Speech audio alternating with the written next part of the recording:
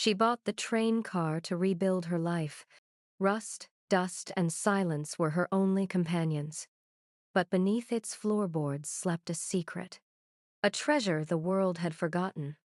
What would you risk to find out if fixing broken things could also fix what's broken inside you? The auction lot smelled like rust and regret. Elena Marsh stood at the edge of the gravel yard, her hands shoved deep into the pockets of her work jacket, watching the auctioneer gesture toward a line of abandoned rail cars. Most were stripped for parts, gutted shells with missing wheels and broken windows. But at the far end of the lot, half hidden by tall grass and wild vines, sat something different. A 1,940 Pullman sleeper car, faded green paint, curved roof, windows clouded with decades of grime. It looked like it had been waiting. Elena's chest tightened. She had $3,200 left in her checking account. Everything else, the workshop, the tools, the house she'd shared with David, was gone. Sold, divided, taken. The divorce papers had been finalized 3 months ago. The eviction notice from her rented studio came 2 weeks later. She was 38 years old, and she was starting over with nothing but her hands and a dying dream. The auctioneer's voice crackled through a bullhorn. Next item. Lot 17, 1,947 Pullman sleeper car. As is. No title verification. Buyer responsible for removal. Starting bid, 3,000. Silence. Elena glanced around. A few contractors stood with clipboards, but none of them moved. An older man in coveralls shook his head and muttered something to his partner. The auctioneer sighed. Come on, folks. Solid bones on this one. Just needs some love. Elena raised her hand before she could talk herself out of it. 3,000. The auctioneer squinted at her. 3,200. And I'll close it now. Done. He brought the gavel down, sold to the lady in the back. An hour later, Elena stood in front of the train car with the deed in her hand and doubt crawling up her spine. Up close, it looked worse. The undercarriage was caked in rust. The windows were cracked or missing entirely.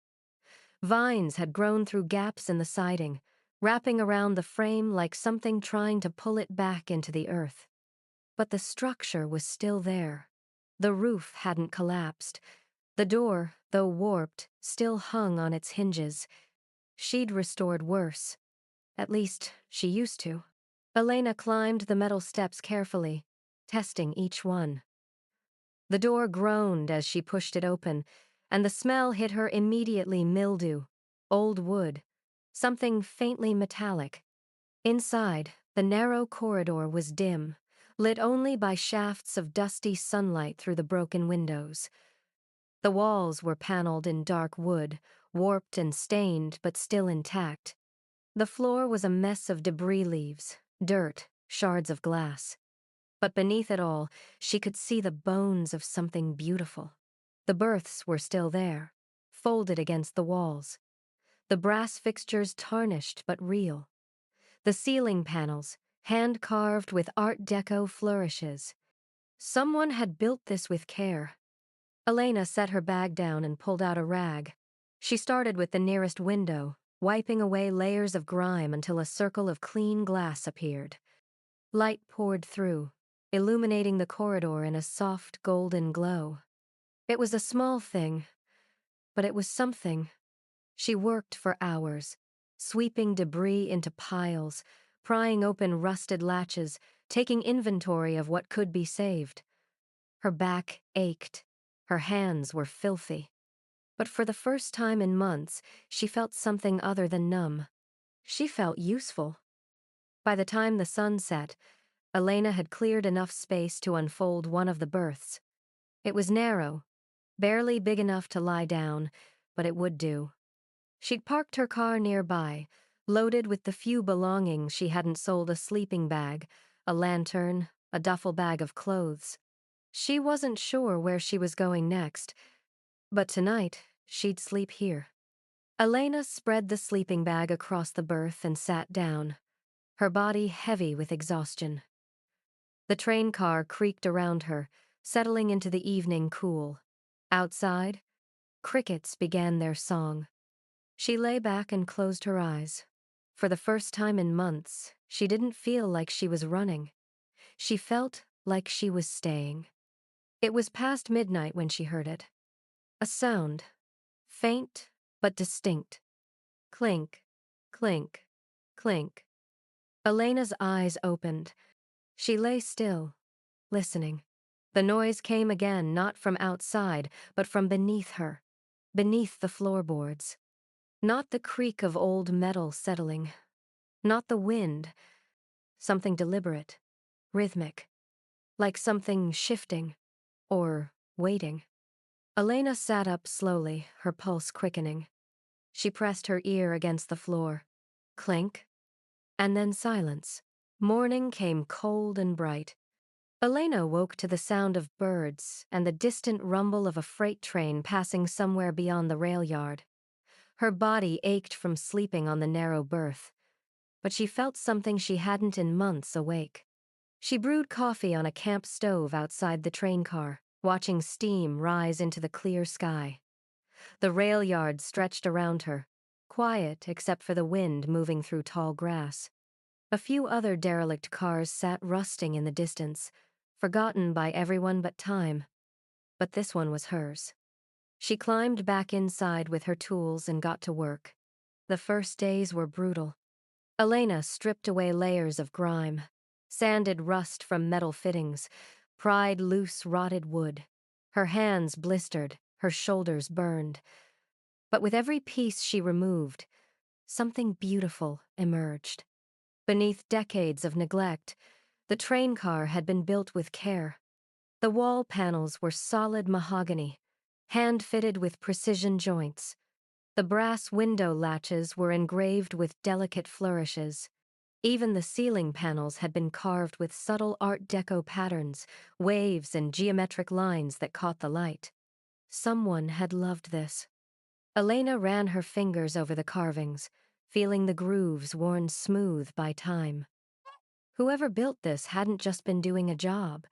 They'd been creating something meant to last. Near the rear of the car, she found a small brass plaque mounted beside the doorframe.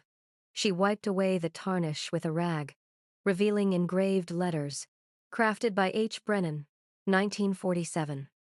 Elena stared at the name. H. Brennan. She pulled out her phone and searched. The results came slowly, but they came. Henry Brennan, master railcar craftsman, born 1910, worked for Pullman Standard in the 1942nd, known for his meticulous attention to detail and innovative designs.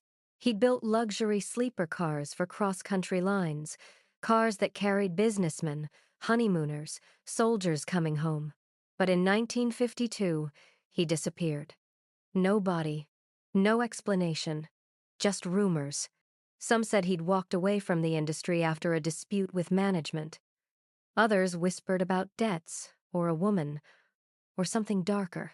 One obscure forum post mentioned a final masterpiece that Brennan had supposedly hidden before vanishing a train car no one ever found.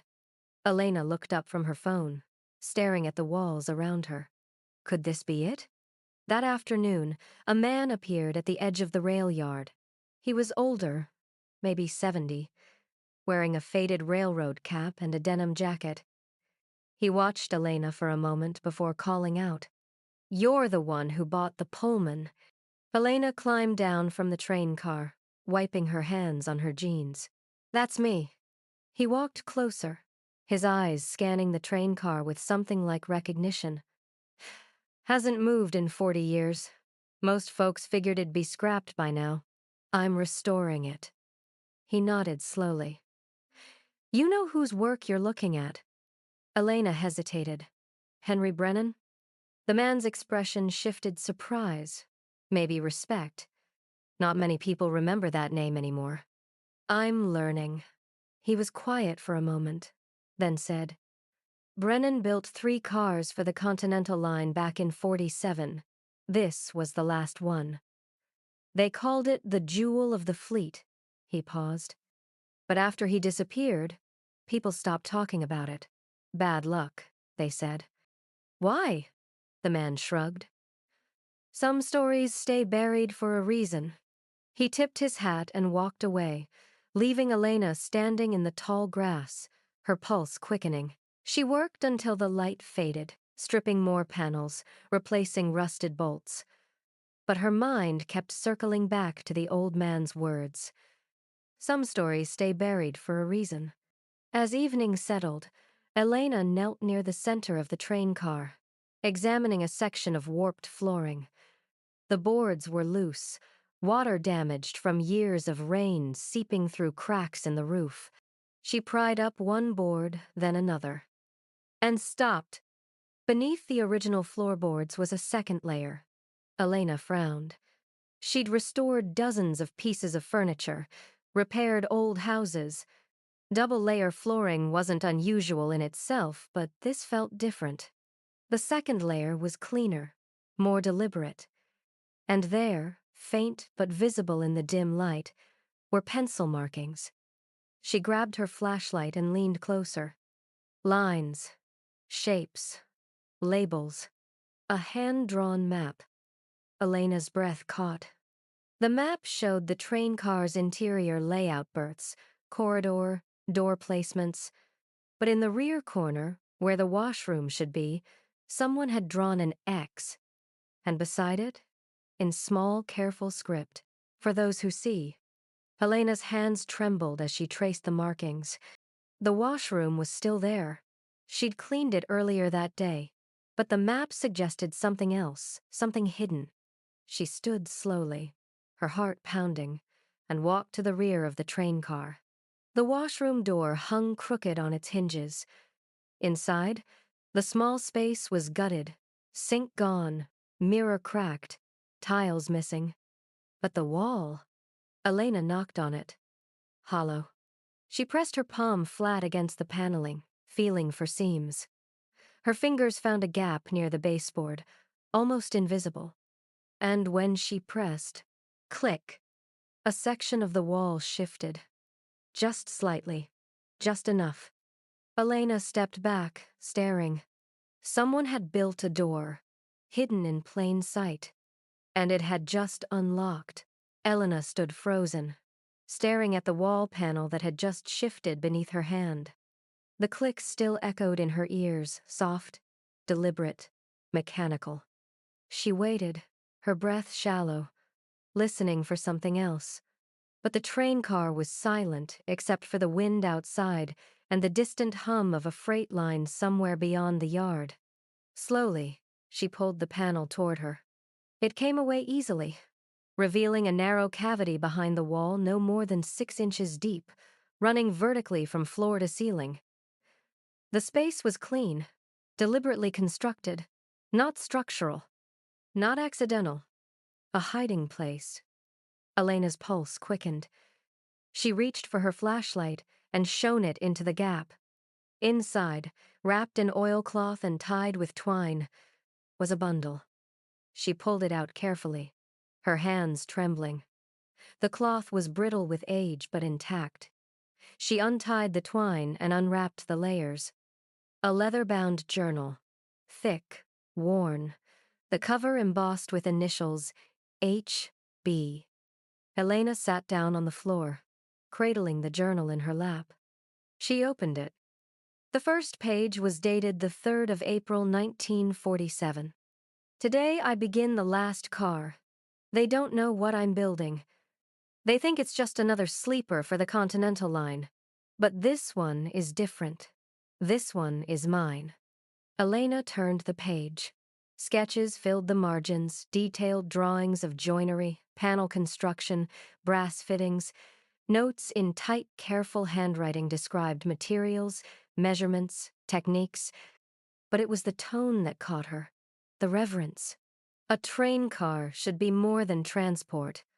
It should be a refuge, a place where beauty meets function, where craftsmanship speaks louder than speed. Elena's throat tightened. She'd felt that way once, about furniture, about restoration, about the belief that making something beautiful mattered, even if no one else saw it. She kept reading.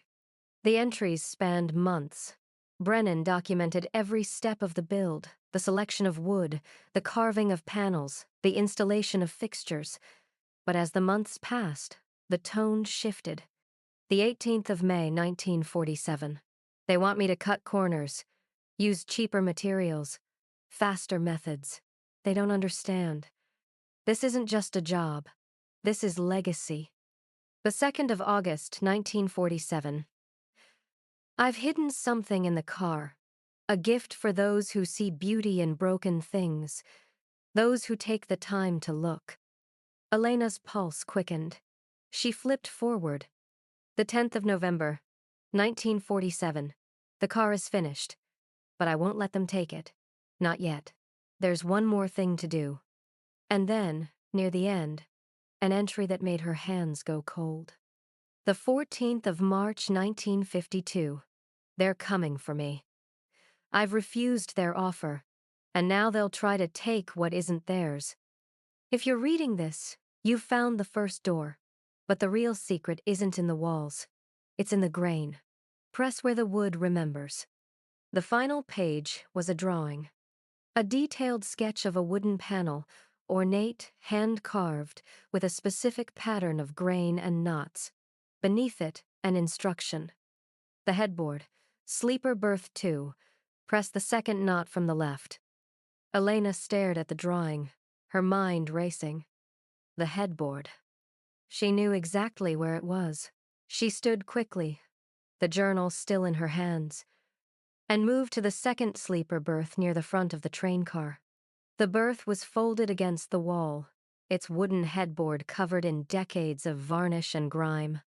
But beneath the dirt, she could see the carving's intricate, geometric patterns that matched the sketch in the journal.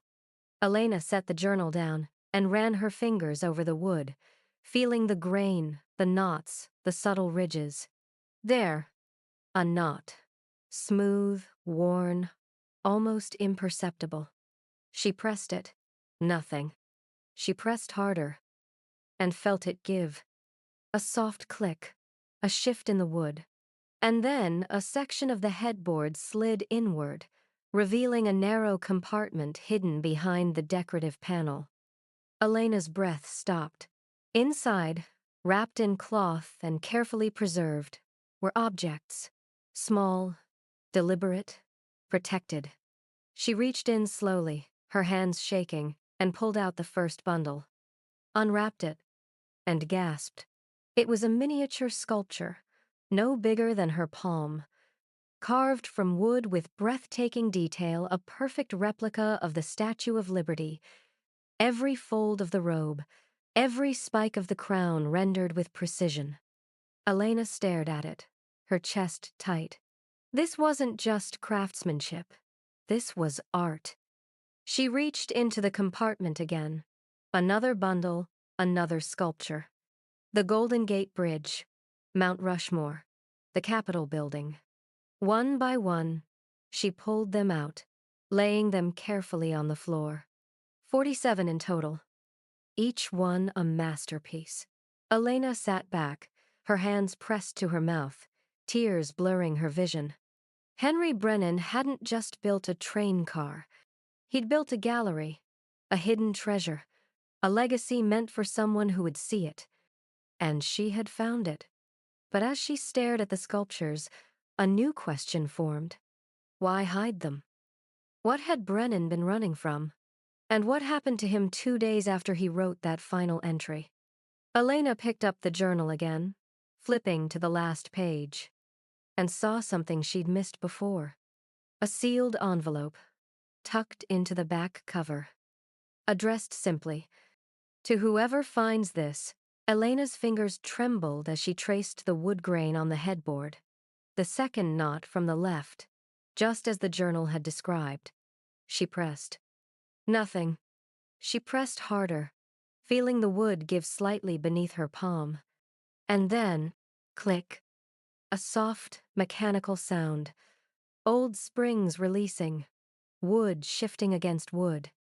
Elena stepped back as a section of the headboard slid inward, revealing a narrow compartment hidden behind the decorative panel. Her breath caught. The space was small, no more than a foot deep, but it had been carefully constructed. The interior was lined with thin metal, and along the top, she could see the remnants of a climate control mechanism. Copper tubing, small vents, a battery-powered motor that had long since died but had clearly once regulated temperature and humidity. Someone had gone to extraordinary lengths to preserve whatever was inside. Elena reached for her flashlight and shone it into the compartment. 3 objects lay wrapped in cloth. She pulled out the first bundle, her hands shaking. The fabric was old but intact fine linen, yellowed with age. She unwrapped it slowly and gasped. A wooden sculpture, no bigger than her palm, carved with breathtaking precision. The Statue of Liberty. Every fold of the robe, every spike of the crown. The torch held high, the tablet cradled in her arm. Even the faint texture of weathered copper had been rendered in wood. Elena stared at it, her chest tight. This wasn't just craftsmanship. This was art. She set it down carefully and reached for the second bundle. The Golden Gate Bridge. Cables, towers, roadway, every detail perfect. Then the third. Mount Rushmore. 4 presidents carved into a miniature mountain, each face distinct, expressive. Elena's hands moved faster now, pulling out bundle after bundle. The Capitol Building, the Grand Canyon, Niagara Falls, the Empire State Building. One by one, she unwrapped them, laying them carefully on the floor of the train car. 47 sculptures in total, each one a masterpiece. Elena sank to the floor, surrounded by tiny monuments to America, her vision blurring with tears. Henry Brennan hadn't just been a craftsman. He'd been an artist, a visionary. And he'd hidden his greatest work here, in a train car no one would ever think to look. She sat there for a long time, studying each piece. The level of detail was staggering. Every sculpture told a story not just of the landmark itself, but of the hands that had carved it. The patience, the love. Elena thought about her own work, the furniture she'd restored, the belief she'd once had that making things beautiful mattered, even when no one else cared. Brennan had felt the same way. She could see it in every curve, every line. Finally, she reached back into the compartment. 2 items remained. A photograph, faded, curled at the edges. It showed a young couple standing beside this train car when it had been new. The man was tall, dark-haired, holding a carving tool. The woman beside him was smiling, her hand resting on his arm. On the back, in faint pencil, Henry and Margaret, 1947. Elena turned the photo over, her throat tight. Brennan had built this for someone, for a life he'd imagined. And then everything had gone wrong. The final item was the sealed envelope she'd seen in the journal. Elena picked it up carefully. The paper was brittle, the red wax seal cracked but still intact. She slid her finger beneath it and unfolded the letter inside. The 16th of March, 1952. To whoever finds this, if you're reading these words, then you've done what I hoped someone would. You've looked past the rust and seen what was hidden. You've cared enough to search. These sculptures were commissioned in 1947 by a man named Victor Harland. He wanted a traveling exhibition to celebrate post-war America beauty, resilience, hope. He paid me well. But when the work was finished, he tried to take credit. Said I was merely a craftsman executing his vision. That the art was his. I refused, and he threatened to destroy me. I tried to fight him, hired a lawyer, spoke to the press. But Harland had money and influence. He buried my claims. made me look like a disgruntled employee seeking attention. So I hid the sculptures. Here, in the one place I knew would outlast both of us. Margaret begged me to let it go, to take what little money I had left and start over somewhere else. But I couldn't. These pieces represented everything I believed in. That craftsmanship matters. That beauty belongs to everyone, not just those who can afford to claim it. I planned to wait, to reveal the truth when the time was right. But Harlan's people are coming for me. I've received threats, warnings. I know I don't have much time. If you've found these, please don't let them disappear again. Don't let Harlan's lies stand. These sculptures belong to the people. They always have. Henry Brennan. Elena read the letter twice, her hands shaking. Then she looked at the sculptures spread across the floor. 47 pieces. Priceless. Beautiful. Lost for 70 years. And they were in her hands now. She thought about her bank account, the $300 she had left, the bills stacking up, the uncertainty of every tomorrow. One sculpture, just one, could change her life. But Brennan's words echoed in her mind. These belong to the people. Elena closed her eyes, pressing the letter against her chest. Outside, the wind picked up, rattling the train car's windows. And somewhere in the distance, she heard the sound of tires on gravel. A car, coming closer. Elena's eyes snapped open. No one came to the rail yard at night. She stood quickly, moving to the window. Headlights swept across the abandoned tracks. A black sedan, pulling to a stop near her train car. A man stepped out. Suit, briefcase. He looked directly at the train car and smiled. Elena didn't move when the car door slammed. She stood frozen in the train car, staring through the window as the man in the suit walked toward her. His footsteps crunched on gravel, deliberate, unhurried. He stopped at the base of the train car steps. "Miss Marsh?" His voice was smooth, professional. "My name is Richard Caldwell. I represent the Harland Foundation." Elena's throat went dry. She stepped to the door but didn't open it. "How do you know my name?" Word travels in small communities, especially when someone buys a historic rail car. He smiled, but it didn't reach his eyes. "I'd like to discuss something with you. May I come in?"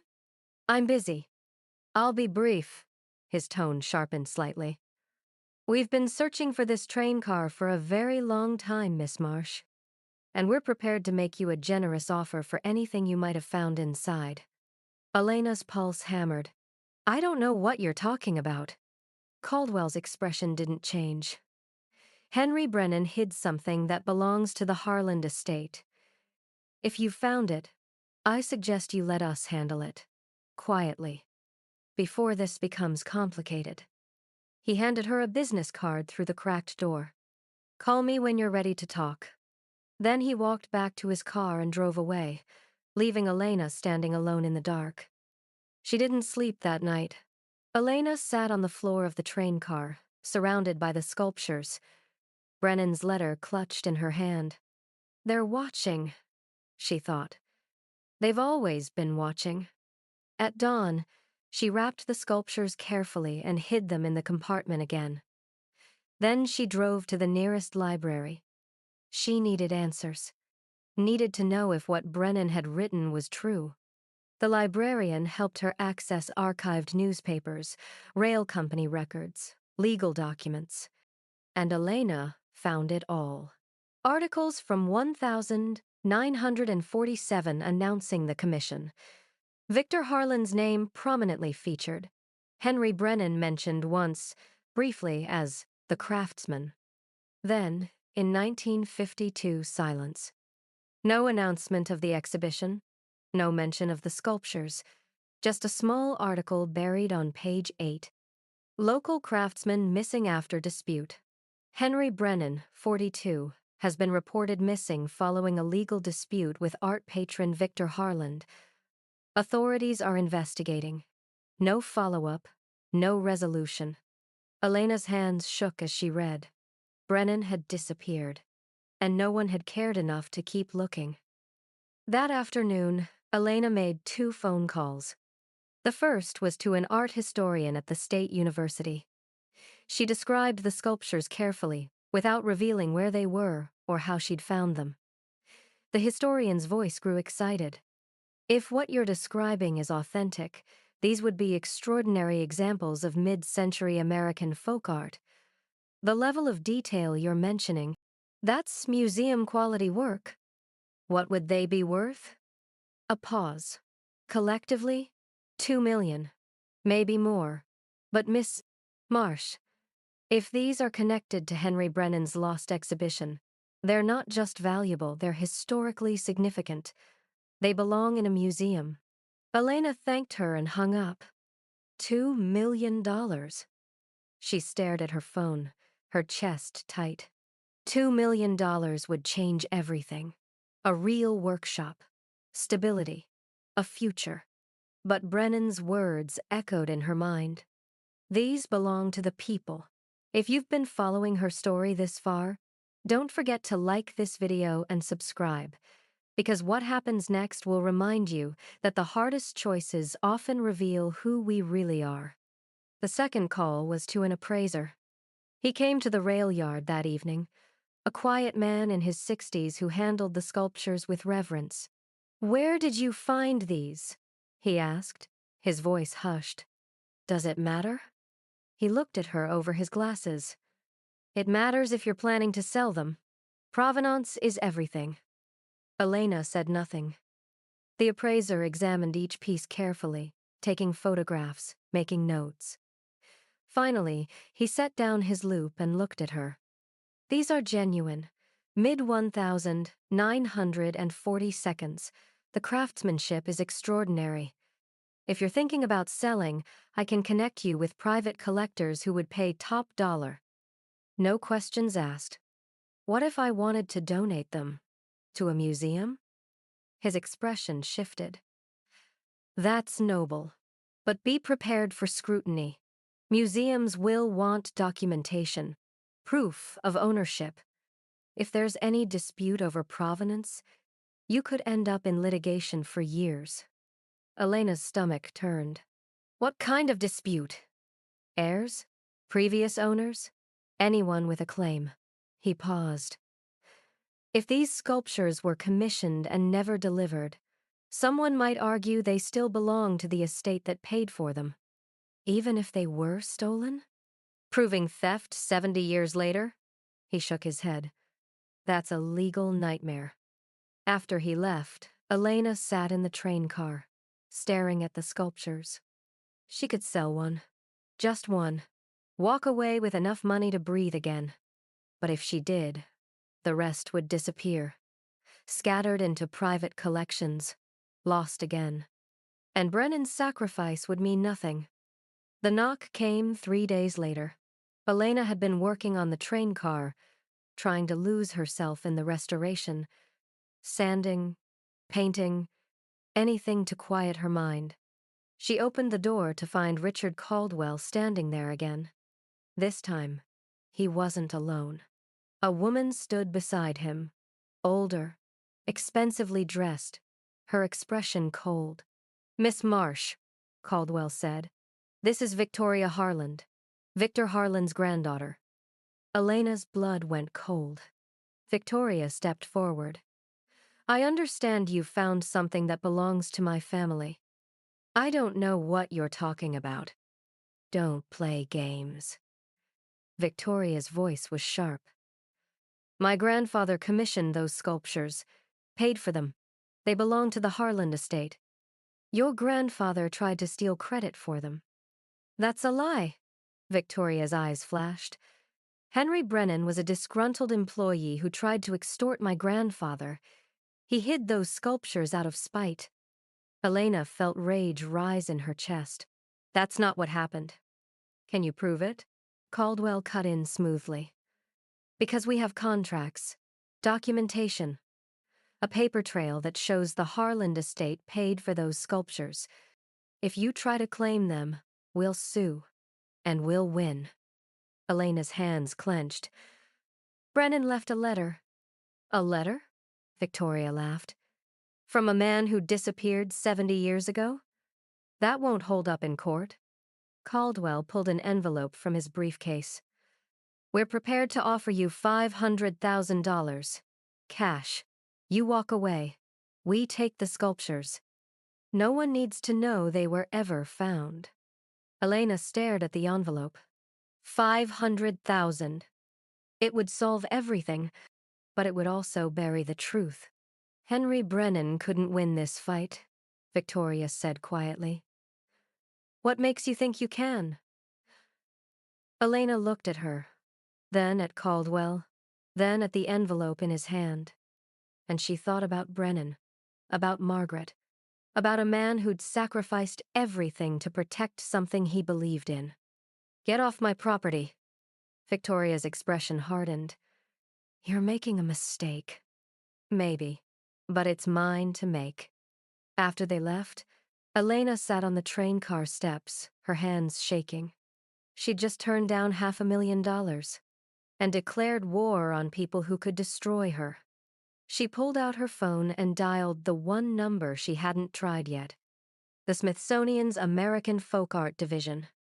A woman answered. This is Dr. Sarah Okoye. How can I help you? Elena took a breath. My name is Elena Marsh, and I think I found something you've been looking for. Dr. Sarah Okoye arrived 3 days later. She was younger than Elena expected, mid-40s, with warm eyes and a no-nonsense demeanor. She examined each sculpture carefully, photographing them from every angle, taking notes in a leather journal. These are extraordinary, she said finally. The level of detail, the historical significance. She looked at Elena. If we can authenticate the provenance, this could be one of the most important folk art discoveries in decades. Elena's chest tightened. What does that mean? Authentication? We'll need documentation. Letters, contracts, anything tying these sculptures to Henry Brennan and the original commission. And we'll need to build a case for why they should enter public trust rather than return to the Harland estate. Can we do that? Sarah's expression was honest. It won't be easy. The Harland Foundation has resources, lawyers, influence. She paused. But you have something they don't. You have the truth, and sometimes that's enough. The attorney came next. Pro bono, recommended by Sarah, a woman named Teresa Valdez who specialized in cultural heritage law. She sat in the train car, reviewing Brennan's letter, the photographs, the newspaper clippings Elena had gathered. Under the abandoned property doctrine, you have a legitimate claim to these sculptures, Teresa said. But the Harland Foundation will argue that the original commission contract gives them ownership. It'll come down to proving Brennan's intent that he hid the sculptures to protect them from theft, not to keep them for himself. How do we prove that? His letter helps. The fact that he never tried to sell them. And if we can find anyone who knew Brennan, who can testify to his character. Teresa looked at Elena. But you need to understand this will be public. The moment you donate these to the Smithsonian, the story goes viral. Your life changes. Are you ready for that? Elena thought about the train car, the restoration, the quiet mornings with coffee and the sound of wind through the rail yard. I don't know, she said honestly, but I know I can't keep them. That night, Elena's phone rang. David, her ex-husband. She almost didn't answer. I heard you bought a train car, he said without preamble. Elena, what are you doing? Starting over. In a rail yard? Alone? His voice softened. Come on, you're better than this. Elena closed her eyes. What do you want, David? I heard something else, that you found something valuable. Is that true? She didn't answer. Elena, if you've found something worth money, take it. Sell it. Get yourself out of this mess. You don't owe anyone anything. I owe myself something, she said quietly. I owe it to myself to do this right. And what does that get you? Satisfaction? Integrity? His laugh was bitter. You can't eat integrity, Elena. She hung up. The days that followed were the hardest. Elena worked on the train car from dawn until dark, sanding, painting, restoring, trying to lose herself in the rhythm of the work. But at night, alone, the weight of the decision pressed down on her. She could still call Caldwell, take the money, walk away. No one would know. No one would blame her. But every time she thought about it, she remembered Brennan's letter. These belonged to the people. And she thought about Margaret, about the photograph, about a woman who'd watched her husband sacrifice everything for something he believed in. Had it been worth it? Elena didn't know. But she knew that if she took the money, she'd spend the rest of her life wondering who she could have been. If you've been following her story this far, don't forget to like this video and subscribe, because what happens next will show you that sometimes the most valuable treasures aren't the ones we keep, but the ones we give away. 2 weeks later, Elena signed the donation agreement. The sculptures would go to the Smithsonian, displayed as the Brennan Collection, Art for the People. Full credit given to Henry Brennan, his story told alongside the art. Sarah hugged her. You're doing the right thing. Elena nodded, her throat tight. But she didn't feel victorious. She felt exhausted, terrified, uncertain. The press release went out the next day, and the world descended. News vans, journalists, cameras everywhere. Miss Marsh, how did you find the sculptures? What made you decide to donate them instead of selling? Do you have any comment on the Harland Foundation's statement? Elena stood in front of the train car, blinking in the camera lights, trying to answer questions she didn't have words for. The coverage was relentless. Articles, interviews, social media exploding with debates about ownership, legacy, the ethics of art. Some people called her a hero. Others called her a fool. The Harland Foundation issued a statement claiming the sculptures were still legally theirs and threatening litigation. But Elena had expected that. What she hadn't expected was the letter. It arrived 3 days after the news broke. Handwritten, postmarked from Vermont. Dear Miss Marsh, my name is Margaret Brennan Holloway. I'm Henry Brennan's granddaughter. I saw the news about the sculptures, about what you're doing, and I wanted to thank you. My grandfather disappeared when my mother was just a child. She grew up believing he'd abandoned us, that he'd cared more about his work than his family. But now I know the truth.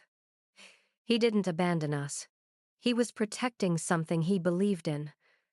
I have something that belongs to you, something my grandfather left behind. If you're willing, I'd like to meet. Elena's hands shook as she read the letter. Margaret Brennan, Henry's family, still alive, still looking for answers. Elena picked up her phone and dialed the number at the bottom of the page. A woman answered. Her voice was soft, careful. Miss Holloway? Elena said. This is Elena Marsh. There was a pause. Then, quietly. Thank you for calling, and thank you for what you're doing. My grandfather would have been proud. Elena's throat tightened. Can we meet? Yes. I think it's time you knew the rest of the story. Margaret Brennan Holloway arrived on a quiet morning, driving a faded blue sedan. She was 73, with silver hair pulled back in a simple bun and hands marked by years of work. When Elena opened the train car door, Margaret looked up at the old Pullman with tears in her eyes. I never thought I'd see it again, she whispered. Elena helped her up the steps. You've been here before? Once, when I was 4. Margaret touched the wall gently. My grandfather brought me. Let me run through the corridors while he worked. I thought it was magic, a train car that never moved but felt like it was always going somewhere. They sat in the sleeper berth, side by side. Margaret pulled an envelope from her bag. Yellowed, sealed with wax. My grandfather left this with my mother before he disappeared. He made her promise if anyone ever found the sculptures, we had to give them this. Elena took the envelope carefully. What happened to him? Margaret's expression was soft, sad. He didn't die in 1952. He fled, changed his name, lived in a small town in Vermont for 30 more years, working as a carpenter. She paused. He never spoke publicly about the sculptures, never tried to reclaim them. He was too afraid of what Harlan's people might do. But he told you? On his deathbed, 1982, he made me promise to watch for the train car, to watch for someone who might care enough to look. Margaret smiled through tears. And here you are. Elena opened the envelope. The letter inside was in Brennan's handwriting. Steady, kind. To whoever finds this, if you're reading these words, then you've done what I hoped someone would. You've looked past the rust and seen the beauty beneath. You've cared enough to search, to restore, to understand. I hid those sculptures to protect them. But I also hid them because I believed that one day someone like you would find them. Someone who knows what it means to fix broken things. Who understands that restoration isn't just about objects, it's about belief, about hope. I bought this train car in 1950, paid for it outright, never sold it. I wanted it to outlast me, to wait for the right person. The deed is yours now, legally, fully. This train belongs to you, not because you found treasure inside it, but because you saw what it could be. The train was always meant to carry dreams forward. Now it's your turn. Thank you for restoring what I couldn't. And thank you for restoring me. Henry Brennan. Elena's hands shook. He bought the train car? Margaret nodded. The deed's in there. Notarized. Legal. It's been held in trust all these years, waiting for someone to claim it through purchase at auction. She smiled. You didn't just buy a wreck, Elena. You bought a legacy. Elena stared at the deed, at the signature, at the proof that everything she'd done had been meant to happen. I don't understand, she whispered. Why me? Because you're like him, Margaret said simply. You see broken things and believe they can be beautiful again. 2 months later, the Smithsonian opened the Brennan collection. The sculptures were displayed in a gallery built to look like a train car, wood paneling, brass fixtures, the feeling of movement even while standing still. Elena stood in the crowd, watching people move through the space. Children, families, artists, all of them marveling at the tiny monuments to America, carved by hands that had refused to let beauty be stolen. Dr. Sarah Okoye found her. The response has been overwhelming. We've had over 10,000 visitors in the first week. Elena nodded, her throat tight. And the Harlan Foundation? Sarah's smile was grim. They dropped the lawsuit. Public opinion turned against them. Turns out people don't like wealthy families trying to silence artists. She paused. You did it, Elena. You won. But Elena didn't feel like she'd won anything. She felt like she'd finally let go. The Smithsonian's offer came a week later. They wanted to fund the full restoration of the train car, turn it into a mobile exhibition space. The Brennan collection would travel the country, stopping in small towns and cities, allowing people who would never visit Washington to see Henry's work. And they wanted Elena to oversee it, to restore the train car, to travel with it, to tell the story. You'd be paid, Sarah explained. Salary, travel expenses, everything covered. And the train would be yours legally, permanently. A gift from the museum to honor what you've done. Elena stood in the train car, running her hand along the paneling she'd sanded, the windows she'd replaced, the floors she'd restored board by board. "I don't know if I can," she said quietly. "Why not?" "Because I'm not special. I'm just someone who needed a place to start over." Sarah smiled. "That's exactly why you should do it. Because you understand what it means to be broken, and you know how to fix things." That night, Elena worked late, finishing the last details of the restoration. She was installing the final piece, a polished brass plaque to replace the old builder's plaque, when she noticed something. Beneath where the old plaque had been, carved into the wood, was a message. Faint, almost invisible, but there. "For those who restore broken things, thank you for restoring me." Elena sat down hard, tears streaming down her face. Henry Brennan had left this 70 years ago. For her, for whoever found it. A thank you across time. She pressed her palm against the words, feeling the grain of the wood, the love carved into every surface. And she understood. This wasn't just about sculptures, or legacy, or doing what was right. It was about belief. The belief that broken things could be beautiful again. That someone, somewhere, would care enough to look. Elena stood, wiping her eyes. She had a train to restore, and a country to show that sometimes the most valuable things aren't what we keep, but what we choose to share. 1 year later, the train car rolled into a small town in Montana. Elena stood on the platform as families gathered. Children pressed their faces against the windows, and the afternoon sun painted everything gold. The Pullman sleeper car gleamed, polished wood, brass fittings catching light.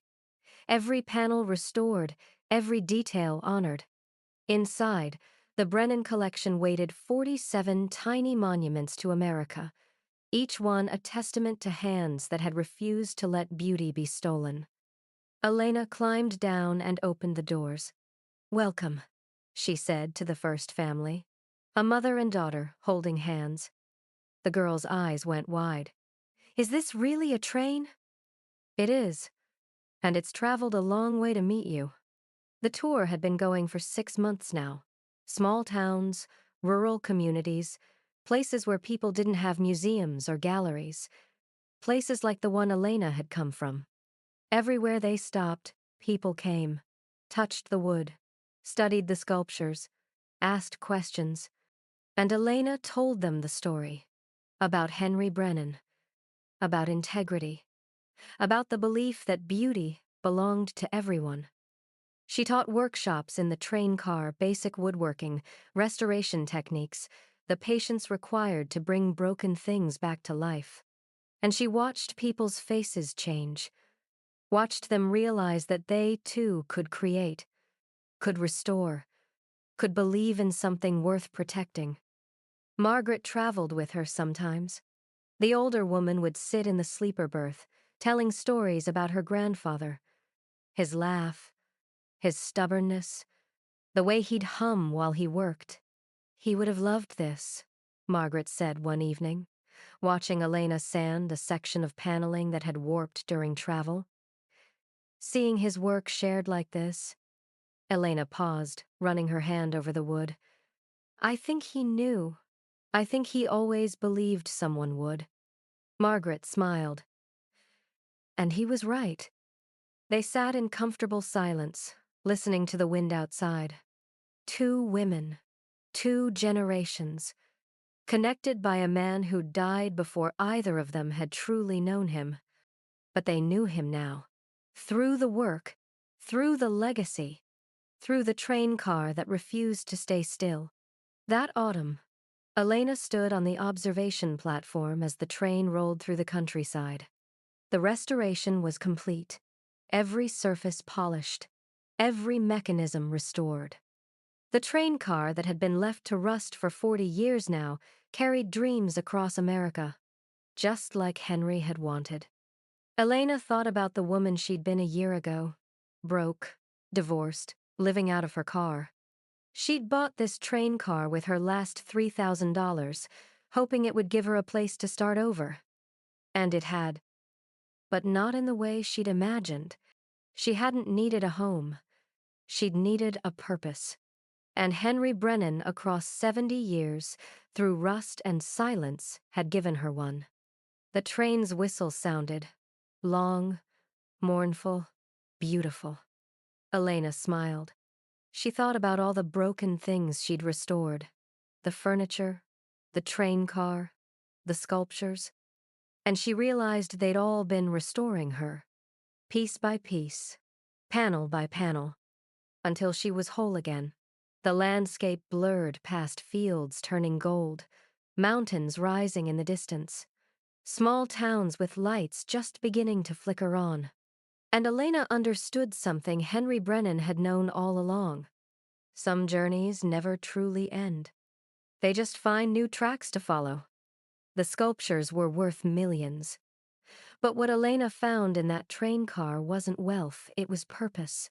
She learned that true value isn't measured in dollars, but in the meaning we create and the legacies we honor. Some treasures are meant to be kept, others are meant to be shared. The difference between the two defines not what we have, but who we become.